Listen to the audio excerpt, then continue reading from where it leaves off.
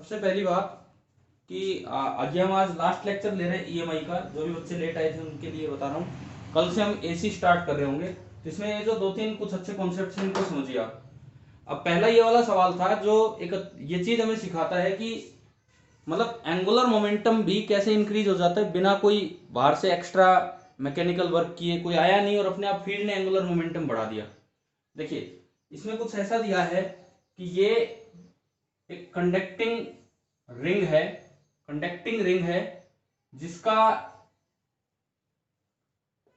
Charge per unit length lambda है। Unit length पे जो चार्ज है वो लैम्डा है। रेडियस ऑफ द रिंग दिया गया है आर, कैपिटल आर, और मास इसका दिया गया है एम, कैपिटल एम। ये इसका मास है। अब एक अनस्टेडी मैग्नेटिक फील्ड लिया थोड़े से इलाके में, कुछ ए रेडियस के सर्कुलर रीजन में एक अनस्टेडी मैग्नेटिक फील्ड लिया जो अंदर की तरफ लगा रखा है, और उस डायरेक्शन को इन्होंने माइनस के कैप बोला है। ये जो रेडियस है दिस इज ए, और जो बी यहां लगा रखा है वो माइनस बी नॉट के कैप है। इस तरह का दिया गया है। अब बोला है कि इस फील्ड को स्विच ऑफ किया। स्विच ऑफ करने का मतलब है कि पहले तो ये बी नॉट था एंड बाद में ये जीरो हो गया, तो ये कम हो रहा है। एक चीज हम पढ़ चुके हैं कि चाहे मैग्नेटिक फील्ड यहां चेंज हो रहा हो, इसकी वजह से इलेक्ट्रिक फील्ड यहां भी जनरेट होगा, बाहर भी जनरेट होगा। तो पहला काम तो यही कि अगर ये मैग्नेटिक फील्ड कम हो रहा है, अगर ये मैग्नेटिक फील्ड स्विच ऑफ किया कम हो रहा है, तो जो करंट बनेगा वो किस तरह से बनेगा, क्लॉकवाइज कि एंटी क्लॉकवाइज।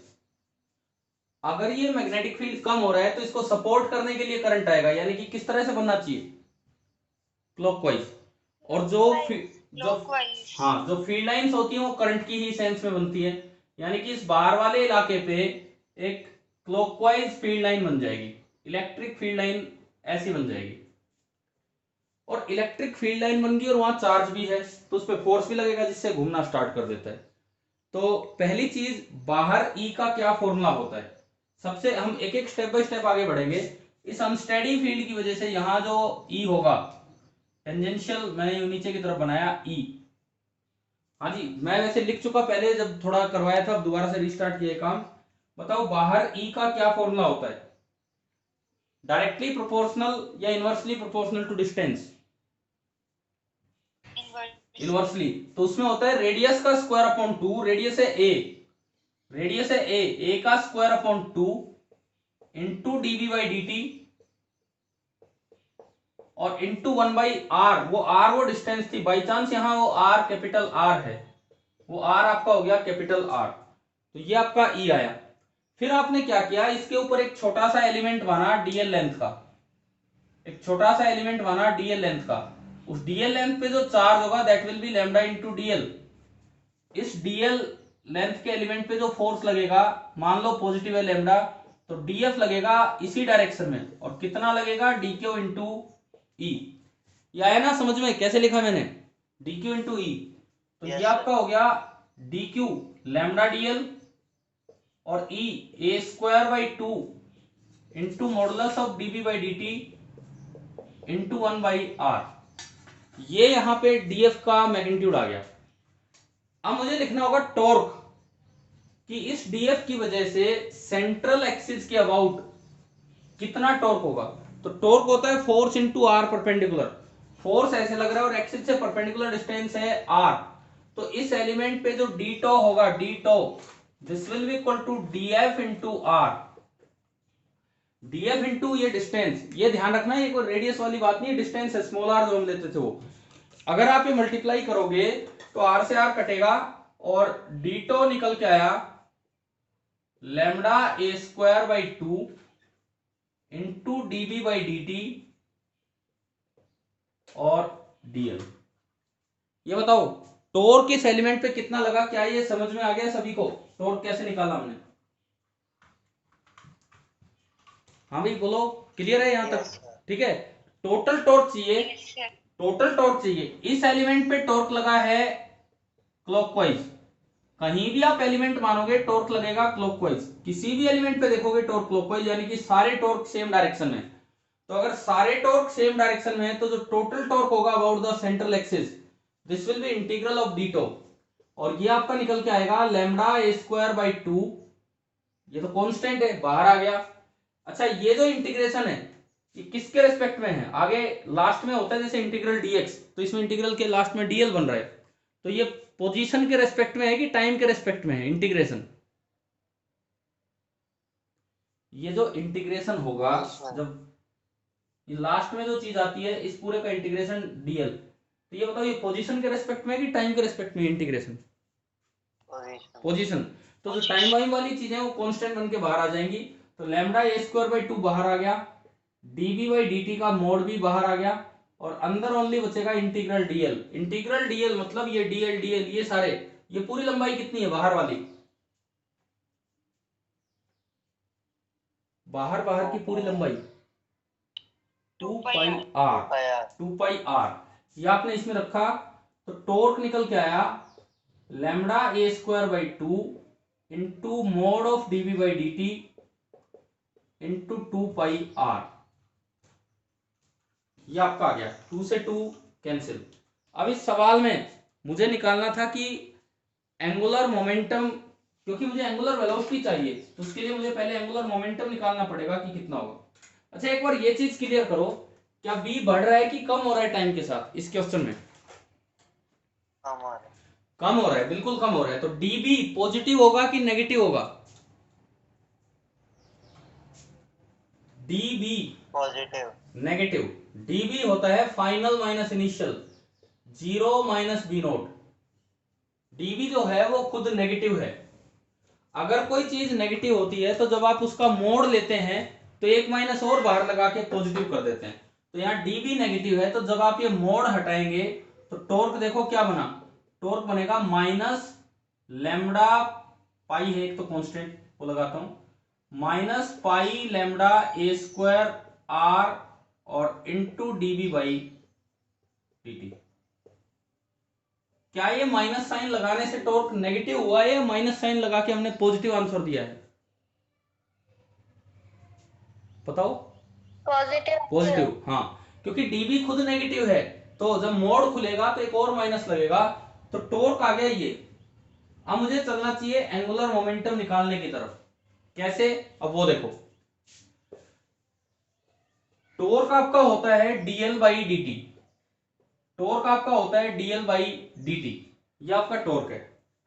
यहां से अगर मैं डीएल निकालूं तो डीएल आपका होगा टो इंटू डी टी, तो आपने टो डी टी पुट किया तो डी टी से डी टी कैंसिल हो जाएगा, और जो डीएल एंगुलर मोमेंटम में चेंज वो निकल के आएगा minus pi lambda a square r और इंटू डी बी, ये आ गया।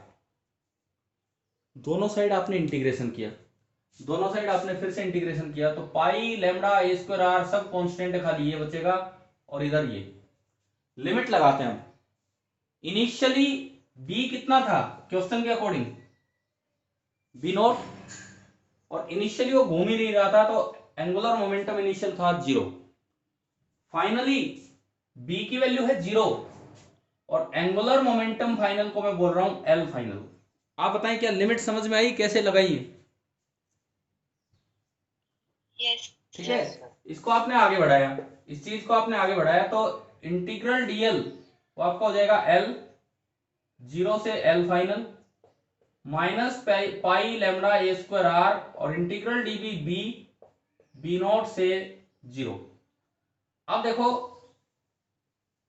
अब ये देखो, तो ई वाले एक्सप्रेशन कितने काम आ रहे हैं जो हमने 2 दिन पहले पढ़े थे, वो ये आपने पुट किया अपर माइनस लोअर, तो एल फाइनल आ गया, और ये 0 माइनस बी नॉट माइनस बार है तो बी नॉट बन जाएगा pi lambda a square r b naught. आप ये बताओ एंगुलर मोमेंटम निकालना आ गया, फाइनल एंगुलर मोमेंटम, ठीक है। और एंगुलर मोमेंटम जब कोई चीज प्योर रोटेशन में होती है तो एंगुलर मोमेंटम होता है आई इंटू ओमेगा, पढ़ा है ना प्लस 1 में, जैसे पी होता है एम इंटू वी, ऐसे एंगुलर मोमेंटम होता है आई इंटू ओमेगा, और ये आपका हो गया pi lambda a square r b naught, pi lambda a square r b naught. I moment of inertia ring का कितना होगा, ये रिंग है पूरी एम आर स्क्वायर, हाँ ओनली एम आर स्क्वायर, क्योंकि स्पोक्स में तो मास ही नहीं है, स्पोक्स में तो मास ही नहीं है, तो mr square into omega final is equal to pi lambda a square r b naught. एक आर से एक आर गया और यहां से ओमेगा फाइनल का मैग्नीट्यूड निकल के आया pi lambda a square b naught upon m r. अगर डायरेक्शन की बात करूं तो जिस तरह से इसने घूमना स्टार्ट किया है, जिस तरह से इसने घूमना स्टार्ट किया है, क्यों घूमना स्टार्ट किया है, ये फोर्स लगा उसकी वजह से। जिस तरह से इसने घूमना स्टार्ट किया है ये डायरेक्शन माइनस के कैप है, क्योंकि जो फील्ड अंदर लगा रखा था वो भी माइनस के कैप। तो अगर ओमेगा फाइनल वेक्टर की बात करें, ओमेगा फाइनल वेक्टर, तो वो निकल के आ रहा है minus pi lambda a square b naught upon m r और इंटू के कैप। क्या यही आंसर है क्या जो बोर्ड पे मैंने लिखा था थोड़ी देर पहले, पीछे जो दिया है? एक बार अपना 17 का आंसर मैच कर लीजिए। यस सर यही है। ठीक है, अब देखो इस सवाल में दो तीन बातें हैं। पहला ही बात मैं आपसे पूछता हूं, ये जो चार्ज रिम की वजह से करंट आया है, ये कंडक्शनल करंट है कि कन्वेक्शनल करंट है? ये जो रिम घूमी है ये कौन सा करंट है, कंडक्शन वाला करंट है कि कन्वेक्शन वाला करंट है? आपको मैग्नेटोस्टैटिक्स में ध्यान है एक चीज की, एक गायरोमैग्नेटिक रेशियो पढ़ाया था, बताओ याद है क्या ये टर्म? PM/L। तो वहां कभी चार्ड डिस्क को रोटेट करते थे, चार्ड रिंग को रोटेट करते थे। तो अगर रिंग रेस्ट पे होती और खाली इलेक्ट्रॉन उसके अंदर चलते, वो तो होता कंडक्शन। अगर रिंग को चार्ज करके और पूरी रिंग को ही घुमा दिया गया तो ये कौन सा करंट आता है यहाँ पे, कन्वेक्शनल करंट। दूसरा एक और चीज यहाँ जो दिमाग में आती है कि इसमें पहले एंगुलर मोमेंटम नहीं था और अब एंगुलर मोमेंटम आ गया। कोई दूसरा, हम जब भी पढ़ते हैं कि अगर किसी सिस्टम पे, कोई सिस्टम आपने माना, दो बॉडीज का कोई सिस्टम है, अगर बाहर से कुछ नहीं हो रहा है तो उसका एंगुलर मोमेंटम कंजर्व रहता है। नेट टॉर्क अगर जीरो है बाहर से तो उसका एंगुलर मोमेंटम कंजर्व रहता है। अब यहाँ पे सिस्टम के नाम पे एक ही चीज है, सिस्टम के नाम पे ये एक ही चीज है जो ये रिम वगैरह दी गई है, ये दूसरा कोई ऑब्जेक्ट है नहीं। इसका अगर एंगुलर मोमेंटम बड़ा है तो बदले में किसी का तो कम होना चाहिए। तो क्या यहाँ पे principle of angular momentum conservation violate हो रहा है क्या, कि हमने तो कुछ देखा ही नहीं, बस यहाँ से एक स्विच ऑफ किया और उससे घूमने लग गया? तो क्या एंगुलर मोमेंटम कंजर्वेशन वायलेट हो रहा है यहाँ पे? तो उसका जवाब सुनो आप। क्या होता है कि ये जो फील्ड है, ये जो इलेक्ट्रिक और मैग्नेटिक फील्ड होते हैं, इनका भी कुछ मोमेंटम होता है, ये हम पढ़ते नहीं है। फील्ड का भी कुछ मोमेंटम होता है। अगर इसका मोमेंटम बड़ा है, अगर रिम का मोमेंटम बड़ा है तो बदले में फील्ड का मोमेंटम कम हुआ है, इस इलेक्ट्रोमैग्नेटिक फील्ड का। तो इस वजह से principal of angular momentum conservation यहाँ वायलेट नहीं होता है, ये बिल्कुल सेम रहता है। चलो ये बताओ, ये पूरा क्वेश्चन आ गया क्या समझ में, ये वाला सवाल? ठीक है, आज आपका एक टेस्ट होगा ऑन EMI।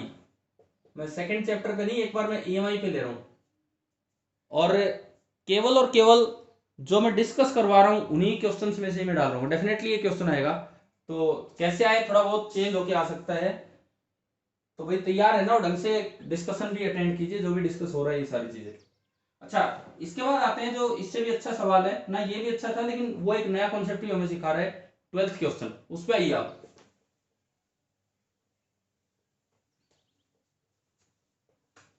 Question number 12।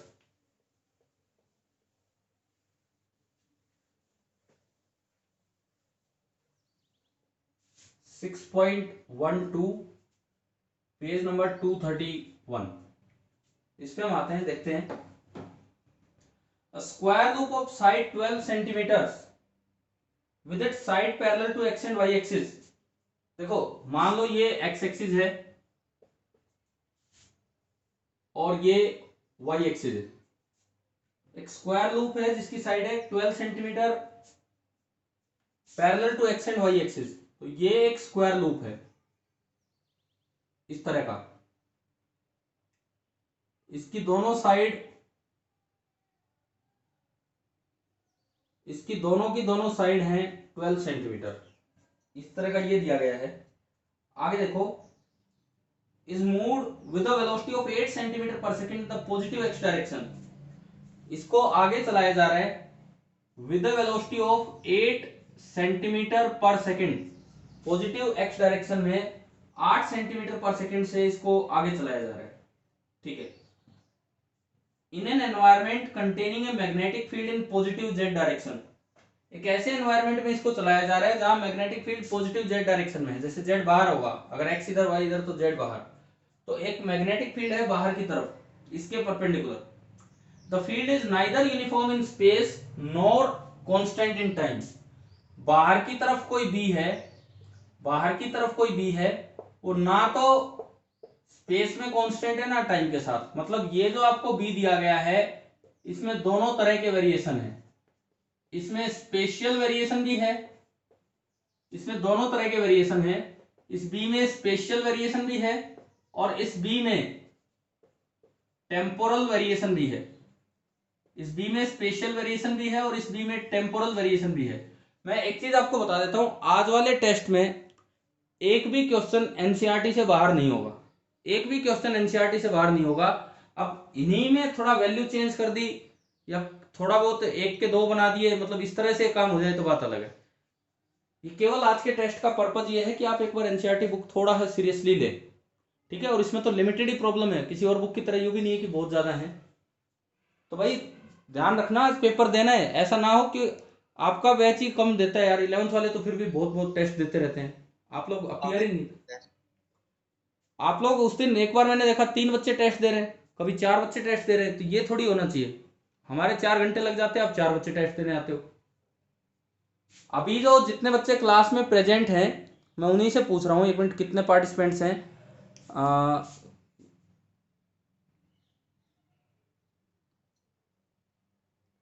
21, मतलब 19 तो बच्चे होंगे एटलीस्ट, 19-20। भाई बताओ टेस्ट दे रहे हो कि नहीं? अगर ये 19-20 भी दे देंगे तो हमारी तो अचीवमेंट ही होगी, इतने बच्चे आगे टेस्ट में। ठीक है, ऐसा कोई बहाना मत रखना कि आकाश में ये नहीं आ रहा, अरे आकाश में भी आएगा भाई, अभी जो चल रहा है उसको तो करो। कितने बजे वो आप डिसाइड कर लो, जब जब भी आप चाहोगे तब हम दे देंगे आपको। पेपर बनाना तो है मुझे, लेकिन मैं जल्दी बना दूंगा। और दूसरी बात, एक चीज का ध्यान रखना, मैं इससे बाहर एक भी क्वेश्चन नहीं जाएगा, अगर जाएगा तो वो बोनस हो जाएगा। अगर एनसीईआरटी से बाहर कोई क्वेश्चन जा रहा है तो बोनस हो जाएगा। तो इसलिए आज का पर्पज ये है कि आप टेस्ट लेने का एक ही पर्पज है, कोई प्री प्लान नहीं था ये, कि आप कम से कम आज ये बुक का एक एक क्वेश्चन या थ्योरी पार्ट कुछ तो करें कंप्लीट, यहाँ जो दिया गया है वो, ठीक है। और जिसको डाउट्स हो मुझसे व्हाट्सएप पे फिर वो पूछ सकता है बाद में। बाकी एक दो बच्चों ने रिप्लाई दिए थे कि उनके एक दो ही डाउट थे और वो क्लियर हो चुके हैं, और एक लास्ट डाउट है जो बचा हुआ है। देखते हैं तो इधर अभी टेस्ट आप बता देना तभी कर देंगे। देख लीजिए, इस क्वेश्चन में बोला है कि बी में दोनों वेरिएशन आ गए, स्पेशियल वेरिएशन भी आ गया और टेम्पोरल वेरिएशन भी आ गया। अच्छा, it has a gradient of 10⁻³ tesla per centimetre along negative x direction. इसका मतलब क्या है? 10⁻³ tesla per centimetre along negative x direction का मतलब है कि स्पेशियल वेरिएशन इस तरह का दिया गया है, dx। हाँ, dB/dx, बिल्कुल सही। माइनस, माइनस क्यों? क्योंकि वो नेगेटिव एक्स डायरेक्शन में दे रखा है कि आप पीछे आओगे तो बढ़ेगा, मतलब आगे जाओगे तो कम होगा, और वो है 10⁻³ टेस्ला पर सेंटीमीटर। ये दिया है 10⁻³ टेस्ला पर सेंटीमीटर, ये है dB/dx। टेम्पोरल वेरिएशन, अब मैं आता हूं टेम्पोरल वेरिएशन की तरफ, and it is decreasing in time, ये भी नेगेटिव है, at the rate of 10⁻³ tesla पर सेकेंड, मतलब डिक्रीज हो रहा है तो dB/dt भी नेगेटिव है, और ये दिया है 10⁻³ टेस्ला पर सेकेंड, एक माइनस लगाना पड़ेगा। गिवन वैल्यूज आपको समझ में आ गई है क्या? क्या क्या दे रखा है?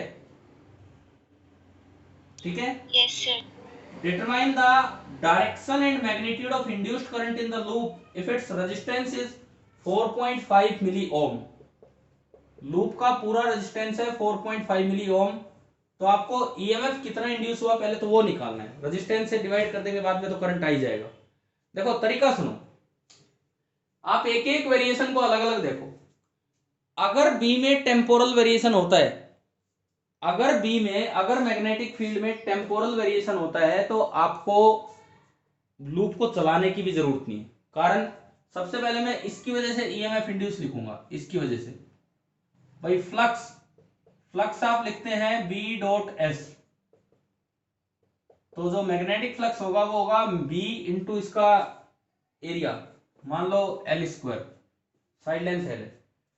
जो ईएमएफ इंड्यूस होगा ये तो है टेम्पोरल वेरिएशन की वजह से E1, that will be d phi by d t का मोड। एल स्क्वायर तो कांस्टेंट है, खाली बी टाइम के साथ चेंज हो रहा है, डीवी बाई डी टी। इसको चलाने की भी जरूरत नहीं है, अगर टेम्पोरल वेरिएशन है तो यहीं रखे रखे ईएमएफ इंड्यूस होता रहेगा। L square into d v by d t. अब सारी वैल्यूज अगर मैं पुट करूं, एल स्क्वायर, एल मतलब ये 12 12 144, तो ये हो गया 144 इंटू 10⁻⁻⁴ मीटर में जब कन्वर्ट किया। और डीवी बाई डी टी का मोड कितना है क्वेश्चन में, डीवी बाई डी टी का मोड ये देखो यहाँ 10⁻³ तो ये आपका बन गया 1.44 इंटू 10⁻⁵ वोल्ट, ईएमएफ वोल्ट में आएगा। तो ये आपका पहला E1 आया। अब ये तो है ड्यू टू टेम्पोरल वेरिएशन। अब आप ये बताओ कि इसकी सेंस क्या होगी, इसकी वजह से जो करंट आएगा वो क्लॉकवाइज आएगा कि एंटी क्लॉकवाइज आएगा, इसकी वजह से जो करंट आएगा वो क्लॉकवाइज आएगा कि एंटी क्लॉकवाइज आएगा। ये देखो ये यहां रखा है, ये बी टाइम के साथ कम हो रहा है कि ज्यादा हो रहा है, ये बी टाइम के साथ कम हो रहा है कि ज्यादा हो रहा है, ये नेगेटिव है। अरे बोलो जवाब दो।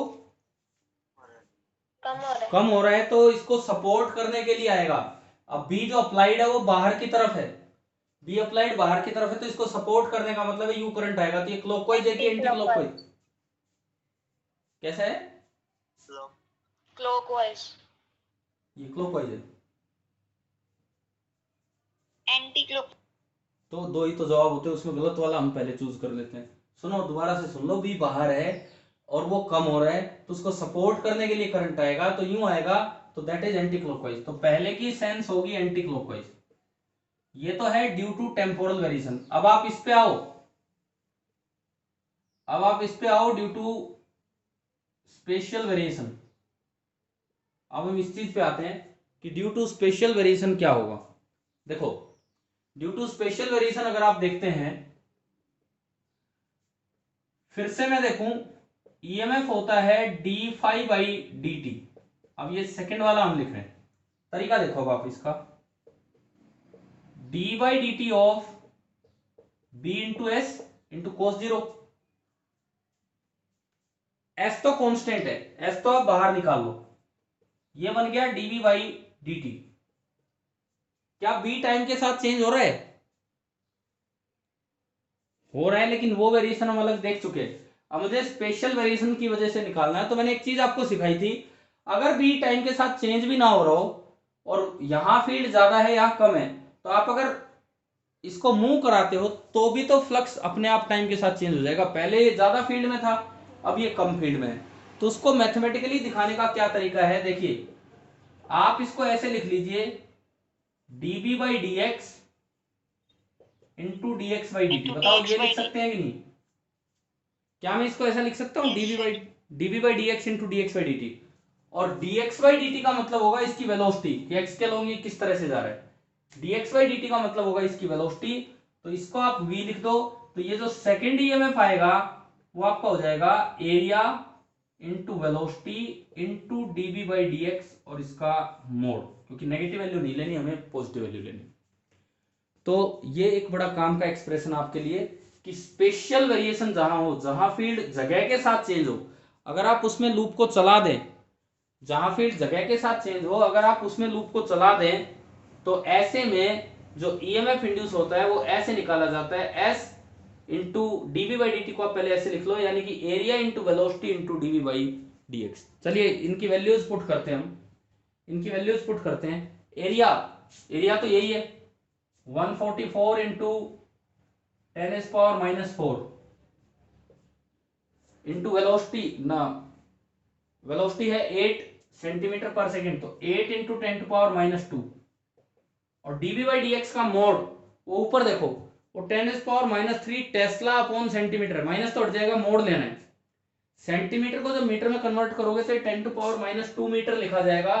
10⁻² से 10⁻² गया तो इंटू 10⁻1 ही बचा। आज भी बताओ ये आ गया क्या समझ में, कैसे लिखा है बोलिए। Yes sir. ठीक है, तो इसको भी 10⁻5 में बना लो, इसको भी आप वोल्ट में बना लो 10⁻5। तो 4 तो ये रहा और 1 ये रहा, 5 -2 यहाँ एडजस्ट कर दो। 1.44 इंटू 8, एक बार बताना 1.44 इंटू 8 कितना होगा। 10 के आसपास, 11 के आसपास। 11.52 इंटू 10⁻5।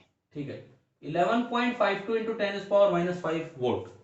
ये दूसरा ईएमएफ आया। और ये तो हम पूरे चैप्टर में पढ़ के आ रहे हैं। ये हमारे लिए इंपॉर्टेंट है कि जब भी कभी non uniform mean special variation वाले फील्ड में लूप को चलाया जाए तो उसमें ईएमएफ इंड्यूस इस तरह से निकाला जाए कि डीवी बाई डी को आप लिख लो dv by d x into d x by d t, और d x by d t हो जाएगी वेलोसिटी। तो ये आपका ये हो गया 11.52 इंटू दिस। अब इसकी सेंस निकालो। पहले वाले की सेंस आई थी एंटी क्लॉकवाइज, दूसरे वाले की सेंस निकालते हैं। आप इस लूप को आगे लेके जा रहे हो, आगे जा रहे हो तो आगे फील्ड कम है कि ज्यादा है इस क्वेश्चन के अकॉर्डिंग। इस क्वेश्चन के अकॉर्डिंग आगे फील्ड कम है कि ज्यादा है। हाँ भाई, इस क्वेश्चन के अकॉर्डिंग ये देखो ना, इधर dv by d x negative है, मतलब अगर आप आगे बढ़ोगे x बढ़ेगा तो dv कम होगा, मतलब b कम होगा।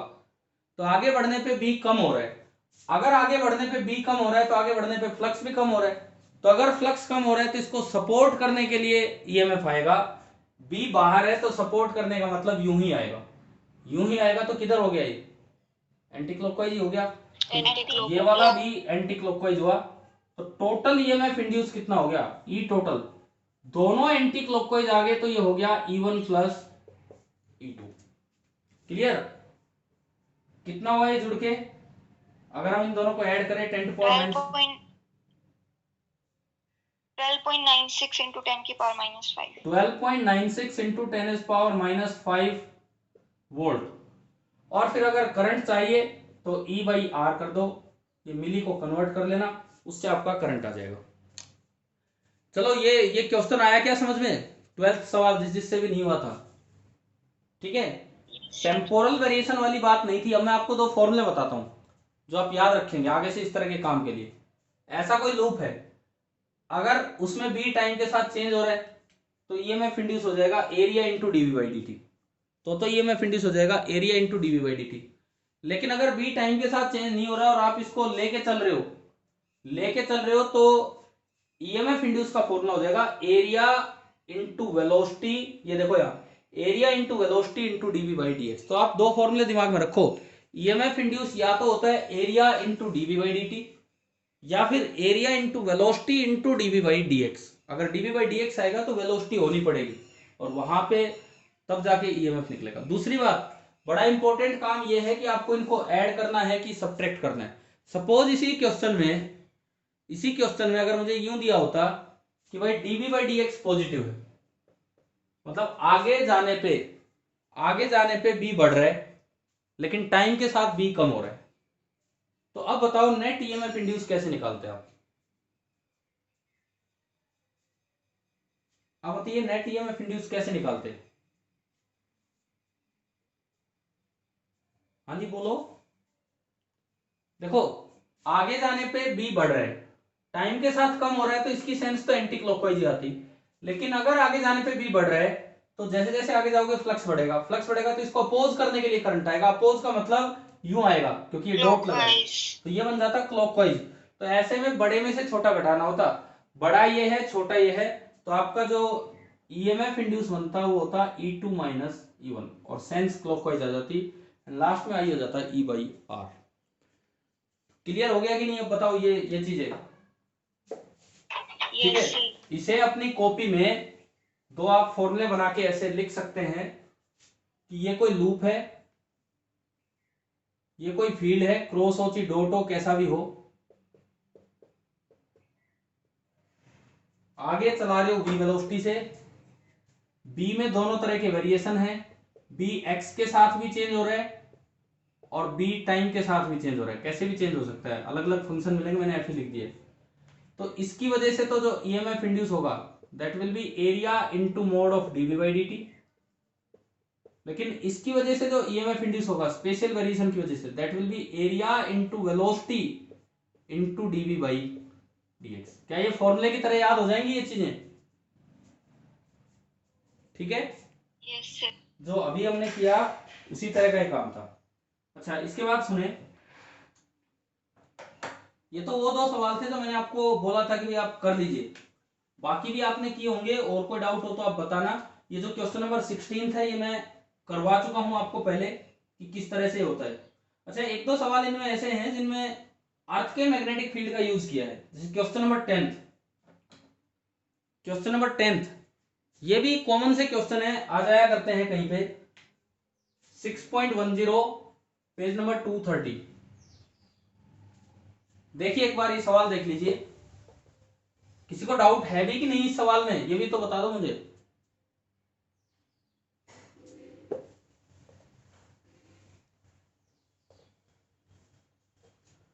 अरे भाई एक बात ये है, अगर अब तक भी नहीं की है तो आज कर लो, अगर अभी तक भी नहीं किया ये काम तो आज कर लीजिए आप, ये सारा का सारा काम जो भी है। और मैं बता रहा हूं केवल मैं कितने ही सवालों का टेस्ट हो, 15 सवाल का हो, 20 सवाल का हो, छोटा सा ही होगा, बहुत ज्यादा देर ना मेरे पास है ना आपके पास है अभी इस काम के लिए, लेकिन कंप्लीटली एनसीईआरटी बेस्ड टेस्ट होगा। एक भी क्वेश्चन बाहर से नहीं होगा, एक भी क्वेश्चन, कोई मैं नया कॉन्सेप्ट नहीं दे रहा हूँ। मतलब अब अगर एनसीईआरटी में वो फॉर्मूले यूज नहीं हो रहे हैं, जैसे कल करवाए थे मैंने कुछ कॉन्सेप्ट, पोटेंशियल डिफरेंस निकलेगा D/2 × L, ध्यान है ना ये वाले, तो अगर इनमें यूज नहीं हो रहे तो मैं नहीं पूछूंगा आपसे Yes, पेपर। अब जो इनमें यूज हो रहा है वही देखते हैं। एक बार 10th क्वेश्चन देखते हैं। Jet plane is travelling towards west at a speed of 1800 kilometre per hour. West की तरफ प्लेन आ रहा है, यूं इधर वेस्ट मैंने माना, ये इसकी विंग्स होती हैं जो इसके परपेंडिकुलर होती है। वेस्ट की तरफ ये प्लेन आ रहा है at a speed of 1800 kilometre per hour, 1800 kilometre per hour की स्पीड से ये प्लेन चल के आ रहा है। What is the voltage difference developed between the ends of the wing having a span of 25 metre. Wing की पूरी लंबाई, ये जो टोटल लेंथ है, ये जो टोटल लेंथ है दिस इज 25 मीटर, ये विंग स्पैन है 25 मीटर, इस तरह से। तो विंग के अक्रॉस कितना पोटेंशियल डिफरेंस डेवलप होगा if the earth's magnetic field at the location has a magnitude 5 × 10⁻⁴ tesla. यहाँ पे जो अर्थ का मैग्नेटिक फील्ड है वो है 5 × 10⁻⁴ tesla and dip angle is 30 degree, और जो डिप एंगल आपको दिया गया है दिस इज 30 डिग्री। ये भी कौन से क्वेश्चन है जो पूछ लिए जाते हैं, बताइए इसमें कैसे करें। ट्रांसलेटरी मोशन वाला काम है ये, ट्रांसलेटरी मोशन वाला। देखो बी के दो कंपोनेंट कर लो, सबसे पहले आप बी के दो कंपोनेंट कर लो, एक बी एच और एक बी वी। कोई ऐसे सवालों में आप ये मान के चलिए कि जो ज्योग्राफिक मेरिडियन है वही मैग्नेटिक मेरिडियन, क्योंकि इन्होंने कोई डिक्लिनेशन एंगल दिया नहीं है, दिस इज जीएम और दिस इज एमएम। जो ज्योग्राफिक मेरिडियन है वही मैग्नेटिक मेरिडियन है, ये आप मान के चलें। अच्छा, ये जो लेंथ है ये ऐसे है इस डायरेक्शन में, पहले मैं बी दिखाऊं।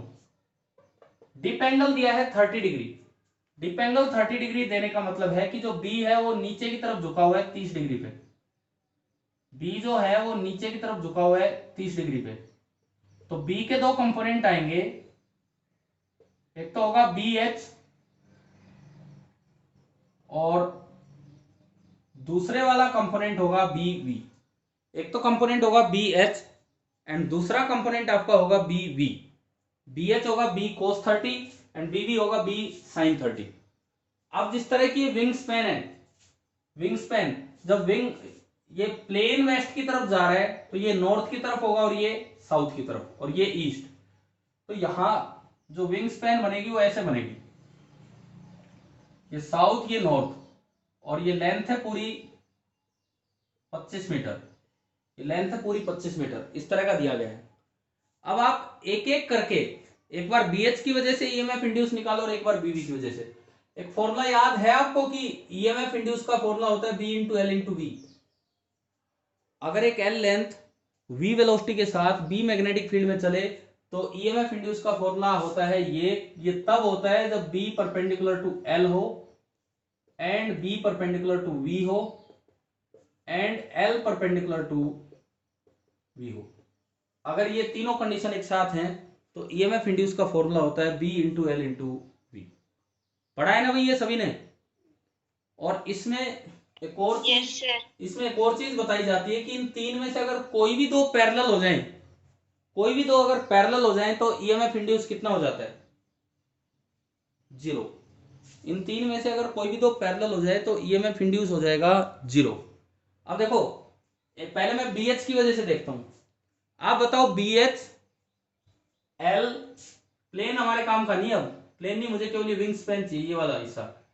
BH L और V वेलोसिटी तो उधर है जिधर प्लेन जा रहा है, L यूं है, लेकिन जो BH है वो भी तो साउथ से नॉर्थ की तरफ ही होता है। तो क्या BH और L पैरेलल हो गए कि नहीं इस विंग के लिए? तो जिस तरह से प्लेन जा रहा है क्या BH और L पैरेलल हो जाएंगे या नहीं हो जाएंगे बताओ?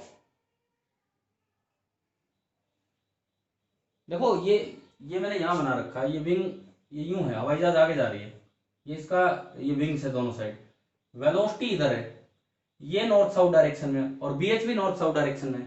तो क्या BH और L पैरेलल हो गए कि नहीं इस विंग के लिए?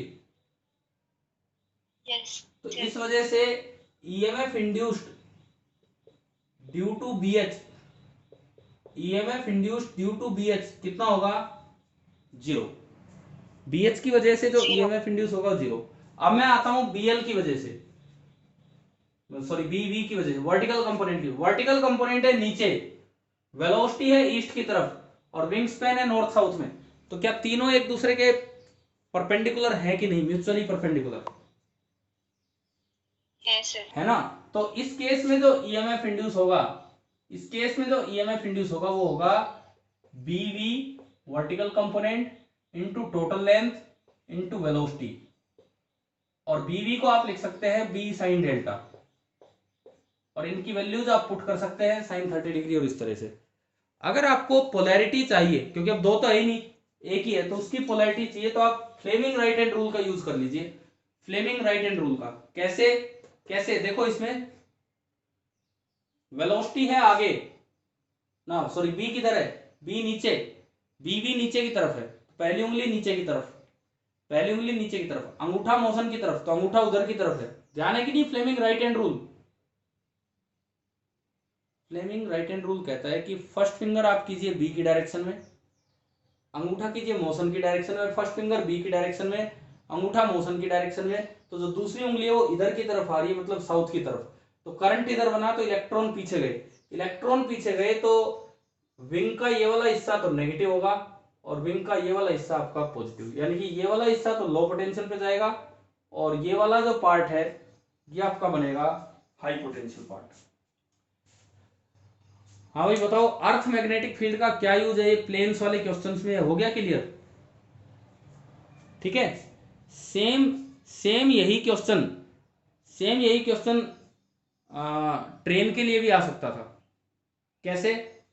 Train is going from east to west, train जा रही है ईस्ट से वेस्ट, ये ट्रेन के दो पहिए और ये उसके बीच का एक्सल है, ट्रेन आगे की तरफ जा रही है V वेलोसिटी से, ट्रेन यूं चल के जा रही है। सेम ये क्वेश्चन और यूं पूछ ले कि ये जो ट्रेन का बीच का एक्सल है इसका लेंथ है L, और पूछ ले कि भाई दोनों टायर्स के बीच में कितना वोल्टेज जनरेट हुआ होगा, मतलब उस टायर और उस टायर के बीच में जो एक्सल है इस पर कितनी वोल्टेज जनरेट हुई होगी, कैसे निकालेंगे? सेम यही तो काम है, बिल्कुल एज इट इज ही काम है। BH की वजह से कुछ नहीं होगा, केवल होगा जो BV की वजह से होगा, और इस तरह से आप कैलकुलेट कर सकते हैं। अच्छा अब ये बताओ, और कोई डाउट्स हैं एनसीईआरटी में? मैं आपको टेस्ट का टाइमिंग बता देता हूं, अभी है इतना टाइम, 3 घंटे हैं आपके पास। आपका टेस्ट शुरू होगा 12 बजे, ठीक है भाई? ठीक है सर। ठीक है, सभी को देना है। देखो ये जो 18-19 बच्चे अभी क्लास में थे, इनको सभी को देना ही देना है ये टेस्ट। और मैं कह रहा हूँ जो पिछले 1-2 दिन में डिस्कस हुआ है वो सारी चीजें मैं डाल रहा हूँ टेस्ट में, जस्ट ये देखने के लिए आप कितना ध्यान से करते हो। पिछले 1-2 दिन में जो भी डिस्कस हुआ है मीन्स एनसीईआरटी वाला, मैं क्योंकि कहीं तो इतना टाइम है कि आपको कुछ रिवीजन भी करना है, तो मैं एनसीईआरटी से बाहर अभी नहीं जा रहा हूँ। एनसीईआरटी से रिलेटेड पिछले 1-2 दिन में जो भी डिस्कस हुआ है वो सारा कुछ आपके टेस्ट में मिलेगा, और भी जो डिस्कस नहीं हुआ है वो भी चीजें मिलेगी।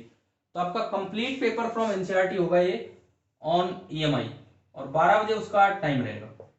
और उससे पहले किसी को डाउट हो, क्योंकि मुझे लगता है आपका कोई लेक्चर नहीं है 12 बजे पहले, तो अगर किसी को कोई डाउट हो तो आप मुझे व्हाट्सएप वगैरह कर सकते हैं, और उससे मैं आपको समझा दूंगा कि भाई किस तरह से जो भी मदद हो पाएगी आपकी कर देंगे। ठीक है, और 3 घंटे का टाइम इसलिए सफिशिएंट है कि अगर किसी ने बुक नहीं की है तो 3 घंटे में वो ट्राई कर सकता है ईएमआई वाला चैप्टर कंप्लीट।